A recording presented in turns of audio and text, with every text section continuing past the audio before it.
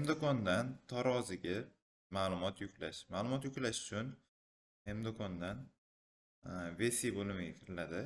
Bu yerda qaysi do'konni ma'lumotlarini yuklamoqchisiz, ya'ni sizda bir nechta do'kon bo'ladigan bo'lsa, qaysi do'konga yuklayotgan bo'lsangiz, o'shani tanlaysiz. Yangi tovar bo'ladigan bo'lsa, sozdатni bosib turib, bu yoqdan oldin tarozi uchun shtrix kod berish kerak bo'ladi.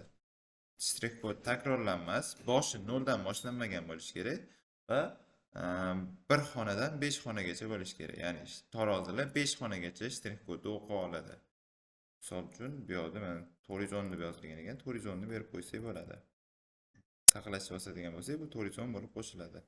Endi boshqa 410 qo'shish kerak emas. Qo'shib bo'lmaydi ham, xatolik beradi. Ya'ni uje bu yaratilgan. Va buni taroziga yuklash uchun DSTV bosiladi. DSTVda bir nechta xil tarozilar modeli bo'ladi. ROMT, TM, SM, -M, YesPost tarozilari uchun bu ma'lumotlarni Excel orqali ham yuklovsiz bo'ladi. Udalit desangiz, shunchaki bu spiskadan udalit qilib, qaytadan yaratishga qo'shib qo'yadi. Bizda hozir -M tarozi, -M uchun ma'lumot yuklab olamiz. Yaratildi. Endi taroz zebraga kiramiz. Avtomatik zagruzchik mana bu turadi. Agar hali kirilmagan bo'lsa, eng pastida -M degan joyda avtomatik zagruzchik turadi. Xo'sh, kiramiz.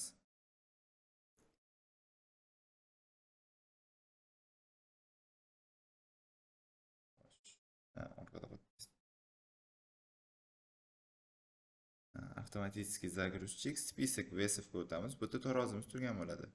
Обновить status qilamiz. Chiroqchasi yonyapti, demak ko'ryapti. Buni izmenit qilamiz va bu yerdan 3 ta nuqtani bosib turib, yuklagan faylimizni tanlab qo'yamiz.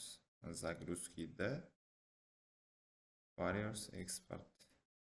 Открыть bosamiz va OK. Обновить status, yana bir marta tekshirib olamiz va загрузить. Yuklash foizi 100 bo'lgandan keyin ptichka chiqadi. Bu уже mana yuklandi degani. Agarda qanaqadir xatolik bo'ladigan bo'lsa, jurnal operatsiyaga kirib turib, bu yerdan o'qishimiz mumkin xatolikni.